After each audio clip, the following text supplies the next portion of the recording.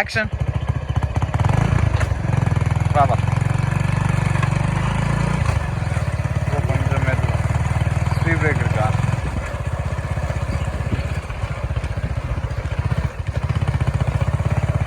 இதே distance bro. கொஞ்சம் மெதுவா. அவன் இதாகுது. அது என்ன, தொப்பி மேலே வருது. ஓகே.